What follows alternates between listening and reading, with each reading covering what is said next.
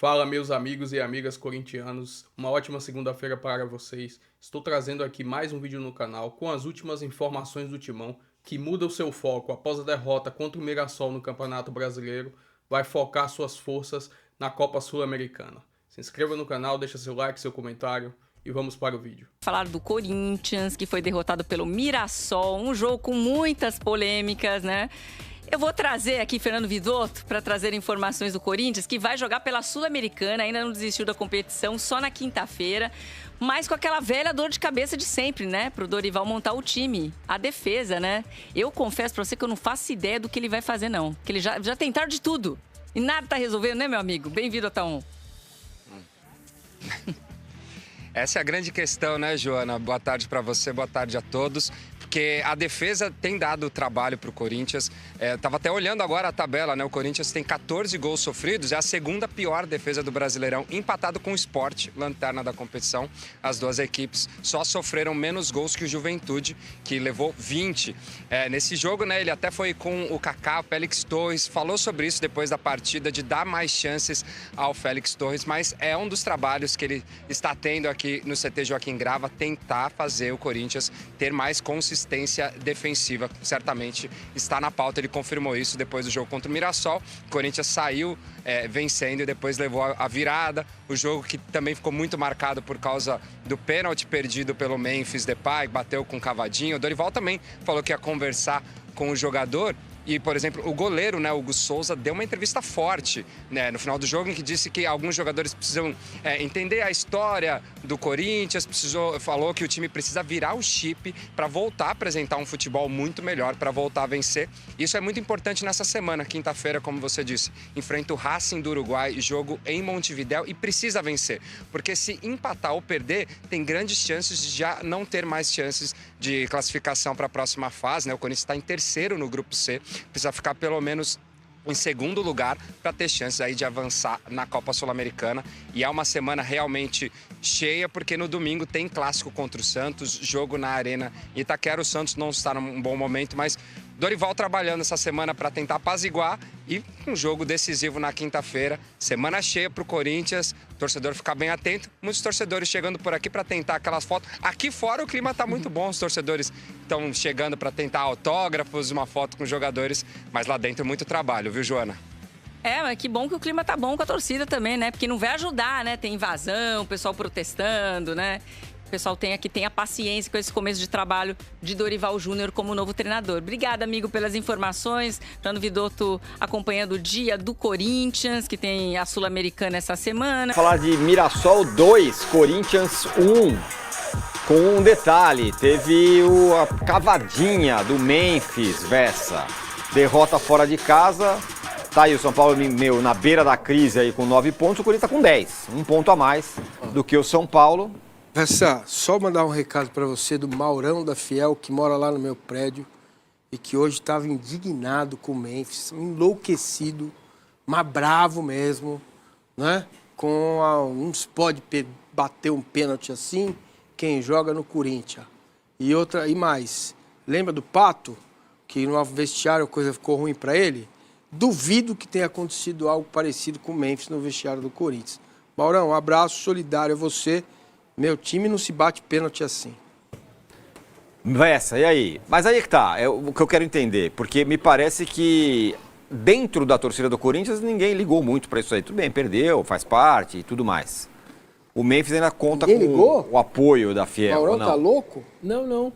Acho que a torcida sim, ficou brava. O Rodrigo Vessone, torcedor do Corinthians, também ficou bravo. Muito bravo com a decisão do Memphis, assim como eu fiquei, por exemplo, quando uma pirotecnia que o Romero foi fazer o ano passado lá no Newton Santos. Isso mesmo. Só que o jornalista Rodrigo Vessone já esperava por isso daí. Foi a 8ª cavadinha que ele deu na carreira dele, 2 pela seleção holandesa, 4 pelo Lyon, enfim, ele já tinha feito várias vezes. É a segunda das 8, ele perdeu 2, agora a estatística fez 6 e perdeu 2. E essa foi a segunda que ele perdeu. Então, nessa mesa a gente já falou, eu já falei sobre isso, e a gente muitas vezes consegue tentar antecipar algumas coisas. O Memphis é isso aí. É o cara que sobe na bola, É o cara que dá o rolinho quando tá perdendo, que dá o chapéu quando tá perdendo. É o cara que numa final de campeonato falou pro Mateuzinho, bate o lateral nas minhas costas. Alguém já tinha visto um lateral batido nas costas pra ganhar tempo? Ele foi lá, deu as costas pro Mateuzinho, o Mateuzinho bateu nas costas dele. Então, Rodrigo, aqui vamos desrespeitar a competição, mas... Então, o Memphis, ele é assim. Eu também não gosto. Eu prefiro o estilo do Tevez, que punha a cabeça no pé do zagueiro para tirar uma bola. O meu gosto de jogador de futebol é o jeito que o Tevez se comportava com a camisa do Corinthians. Mas eu tenho que entender que quando você contrata Memphis Depay, você contrata esse showman. Esse jogador que tem no futebol um divertimento, que também faz do futebol um entretenimento. Então, ele não fez a cavadinha por menosprezo do Mirassol naquela cena patética dos jogadores do Mirassol, que aquilo é patético. Aliás, só um adendo. Ao invés dos jogadores do Mirassol irem até o Walter para comemorar a defesa, para dar o parabéns ao Walter, elogiar o Walter, eles se preocuparam mais em ir ao Memphis do que ao próprio companheiro, uma cena completamente patética. E quem faz o recurso que ele fez, a responsabilidade dele é na boa e na ruim. Eu vou ganhar o elogio se deu tudo certo e o mundo cai na minha cabeça se dá tudo errado. Então eu acho que ele tinha essa consciência e o mundo caiu na cabeça dele.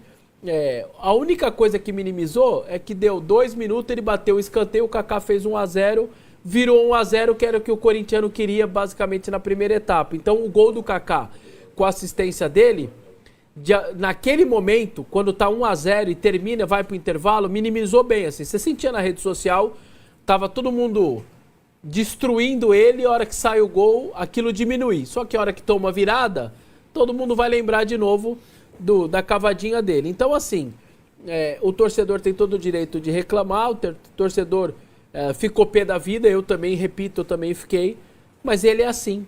Então, quando você contrata Memphis Depay, existe um pacote Memphis Depay e vem uma cavadinha junto, vem o rolinho, vem o chapéu, a gente gostando ou não, a gente querendo ou não, é assim que é.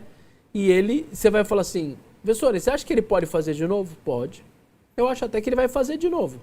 Até o final do ano, eu acho que ele vai tentar de novo. Porque é isso aí, o Memphis, ele tem essa característica, essa personalidade. E eu repito, eu como torcedor, eu odiei o que ele fez e condeno bastante. E aí, Arnaldo? Por enquanto, o Vessone condenou, o Vessone pessoa física e pessoa jurídica. 2 pessoas diferentes, né? O torcedor condena, o jornalista também. O CPF e o CNPJ. Eu acho que ele descreveu bem o que é o Memphis Depay. Acho que a situação que ele se encontra hoje, a gente comparou, eu continuo com a minha imagem, o mais próximo que eu consegui fazer atleta, comparação com o Memphis Depay, foi o Edilson pela embaixadinha, subir na bola e o jeito de jogar e a diversão aliada à competição. Quando ele joga pelo São Caetano e fala pros companheiros, esse Mascherano, eu vou dar um rolinho no Mascherano. No meio da perna. Ele não sossega enquanto não desce o rolinho no Mascherano. E aí... Contra o Corinthians, pelo São Caetano. Por que eu lembrei do Edilson? Porque o Edilson era campeão mundial, brasileiro não sei quantas vezes, tal, quando saiu tomando uma coça, uma prensa no estacionamento do Corinthians. Essa situação, esse tipo de jogador, por melhor que ele seja, ele só funciona num clube popular quando a coisa vai bem e o clube popular vence. E dá tudo certo. Quando o clube popular perde, ele vai canalizar todas as situações. Então, eu acho que ele tem, talvez ele tenha isso até em mente, não sei se sabe exatamente como funciona o Corinthians na ruim. Não teve a ruim até agora, embora as coisas estejam nebulosas, o extracampo esteja ameaçando. Ele viveu o Corinthians numa ótima desde que ele chegou, contribuiu para o Corinthians estar numa ótima esportivamente, mas agora a coisa está mais instável, né? No Campeonato Brasileiro, na Sul-Americana, menos na Copa do Brasil. Acho que a questão agora é o Corinthians tentar, nessa nova etapa até a parada mundial, o seu treinador, sobretudo, não exatamente corrigir o Memphis Depay, mas corrigir o principal problema do time, que é a vulnerabilidade, né? Que continua sendo uma coisa incrível. O Vessone falou, viu a classificação do campeonato, é a segunda defesa mais vazada. Mas 14-8 para um time grande, isso é um absurdo. Que é uma coisa, né, que muda o zagueiro, muda o volante, muda o técnico até agora e continua sendo um time muito vulnerável, muito exposto, capaz de tomar não sei quantas finalizações de qualquer time do Brasileirão. Então essa é uma situação que pode comprometer a Sul-Americana de vez, está por um fio, e a campanha no Brasileiro, né?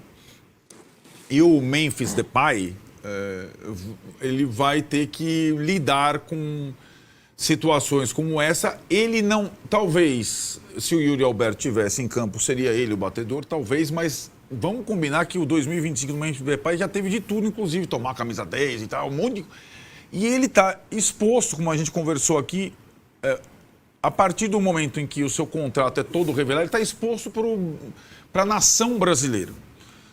E acho que quando ele falhar, quando o time falhar, ele vai ser o principal responsável. Isso para mim está muito claro. E o jogo de Mirassol mostrou mais um pouco disso. Eu só queria deixar uma coisa muito clara. Eu, quando disse que jogador no meu time não bate pênalti assim, não é porque me incomode o fato do sujeito ter um recurso e tentar, com esse recurso, fazer o gol. Né? O Djalminha jogou no Palmeiras. Ele começou nunca gostei com uma cavadinha. Negócio. Nunca gostei. Não me incomoda o sujeito dar rolinho, chapéu, subir em cima da bola, bater o arremesso lateral nas costas. Esse tipo de coisa não me incomoda. Existe a ética do jogo e dentro do jogo os jogadores é que se ajustam. Tá? Agora, eu, por definição, se é o meu time e eu sou treinador, o pênalti você bate no lugar onde a USP manda bater. Tem um estudo, fui atrás e descobri. Tem um lugar que o goleiro não pega. Então é lá que tem que bater, não é com cavadinha, aquela paradinha que o cara sai correndo lá, que nem o Rony fez no Mundial. Daquela sapateada. Eu quis matar, eu quase quebrei a minha televisão. Porque perdeu o pênalti ali, tudo bem, mas daquele jeito não.